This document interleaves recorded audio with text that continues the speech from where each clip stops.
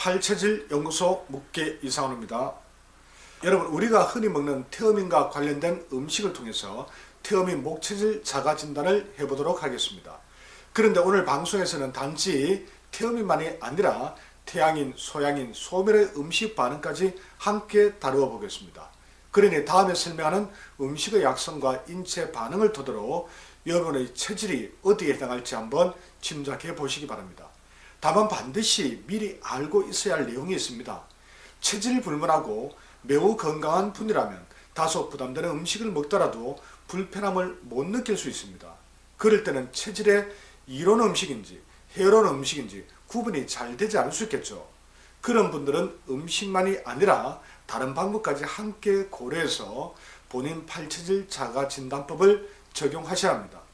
그럼 태어민을 중심으로 다른 체질까지 한번 자가진단해 보겠습니다. 첫 번째, 태어민 목체질은 육류와 뿌리 채소를 먹으면 속이 편하고 변의 모양과 색깔이 좋아진다고 합니다. 왜? 쓸개즙이 잘 분비되기 때문에 육류 소화에 어려움이 없는 것이죠. 다만 돼지고기는 성질이 차갑습니다. 그래서 태어민을 할지라도 장이 냉한 경우는 불편할 수 있습니다. 그래서 돼지를 섭취하고 불편하다고 태어민이 아니라고 또 생각해서는 안 된다는 것이죠. 그런데 다른 체질도 소화 기능이 좋으면 돼지를 포함한 육식에 부담을 느끼지 않을 수 있고, 장이 냉한 상태라면 돼지 섭취량이 지나치게 많지만 않는다면 따뜻한 성질의 소고기, 닭고기, 양고기가 편안할 수 있습니다. 특히 소양인과 열태양인 금양체질은 신장이 약하기 때문에 신장을 보호하는 돼지를 섭취하면 오히려 힘이 나는 느낌을 받을 수 있습니다. 그래서 돼지가 잘 맞다고 무조건 태어민 이렇게 또 말할 수는 없다는 거죠. 그리고 태어민은 음체질이기 때문에 양적인 뿌리채소가 잘 맞습니다. 음체질인 소민 역시 대체로 뿌리채소가 이롭습니다. 그런데 매운맛이 강한 일부 뿌리채소를 제외한 대부분은 약성이 강하지 않아서 양체질인 태양인과 소양인도 바로 부담을 느끼는 경우는 거의 없습니다. 한태양인 금음체질은 소화 기능이 약하고 장이 냉한 경우가 많아서 무, 양파, 감자 등을 요리해서 먹으면 오히려 속이 편한 경우가 훨씬 더 많습니다. 그래서 뿌리채소 반응 하나로 역시 단정하시면 안 됩니다. 두 번째, 태어민은 저녁에 커피를 마셔도 대부분 잠을 잘 자는 편입니다. 커피에 함유된 카페인 성분은 교감신경을 자극하는데 태어민은 교감신경이 매우 약하기 때문에 커피가 수면을 방해할 정도는 되지 못합니다.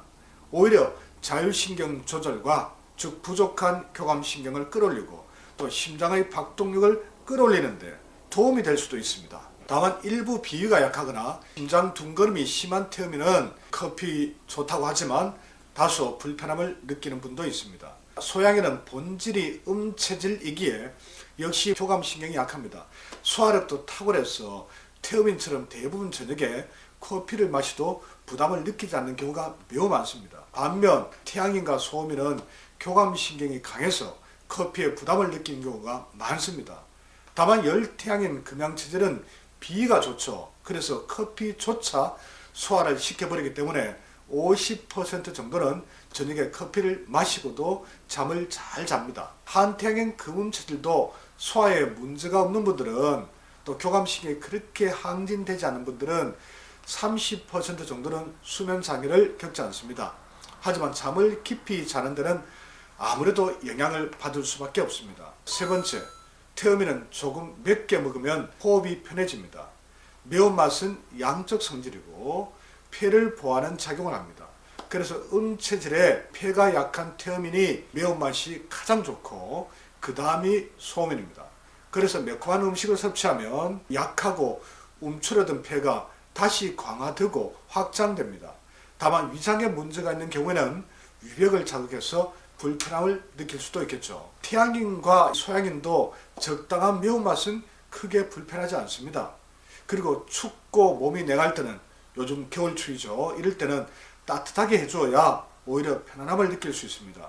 그래서 매운맛이 무조건 나쁘다고만 할 수는 없습니다. 네 번째, 태어민 목양체질과 모음체질은 생선회와 잎채소를 많이 먹으면 속이 불편할 때가 많습니다.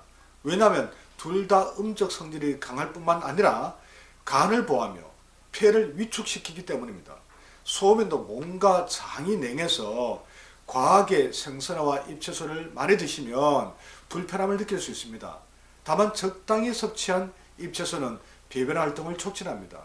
그리고 생선회를 먹게 된다면 태음인 체질에 맞는 겨자 소스, 깻잎을 곁들이고 마지막에는 매운탕으로 보완해 준다면 무난하게 섭취할 수 있습니다. 다섯 번째, 태음인은 이왕 술을 마신다면 맥주보다는 소주와 양주가 몸에 더 잘 맞습니다.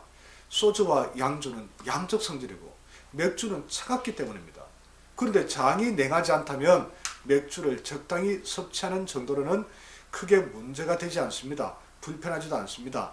더구나 따뜻한 성질의 소고기와 닭고기를 안주 삼아 마신다면 불편함이 거의 생기지 않겠죠. 예외적인 경우이지만 태음인의 절대 다수인 독일인이 즐겨 마시는 술이 맥주입니다. 체질에 맞지 않아도 안주가 좀 받쳐주고 오랜 세월 음료수처럼 맥주를 일상적으로 마셔왔기 때문에 몸이 적응한 거로 생각하시면 되겠습니다. 여섯째, 인삼이나 홍삼을 먹으면 몸이 따뜻해지고 기분이 좋아집니다.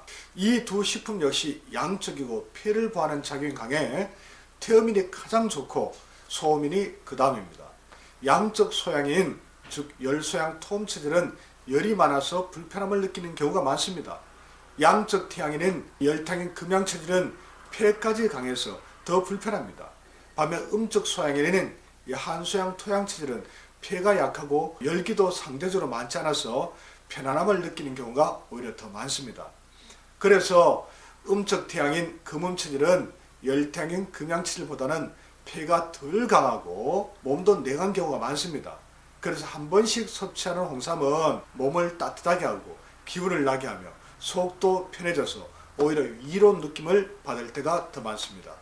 하지만 일시적으로 도움이 되어도 장복하면 반드시 문제가 발생합니다. 하지만 대부분 부담이 매우 서서히 진행되기 때문에 체질에 맞지 않는 걸 인식하지 못하는 경우가 많습니다. 그래서 더 위험할 수 있습니다. 태음인에서 태양인, 소양인, 소음인까지 음식 반응을 통해서 8체질 자가 진단하는 방법에 대해서 알아봤습니다. 체질을 찾는데 음식 반응이 중요한 참고 자료이긴 합니다. 하지만 절대적 기준은 아니라는 점을 확인했습니다. 그래서 단지 음식만으로 체질을 섣부르게 판단해서는 안 됩니다. 자칫 오진으로 건강이 더 상할 수 있기 때문입니다. 그래서 체질은 종합적인 판단이 필요하다는 점을 다시 한번 강조하면서 방송을 마무리하겠습니다. 오늘 내용이 도움이 되셨다면 구독, 공감, 댓글 부탁드리겠습니다. 감사합니다.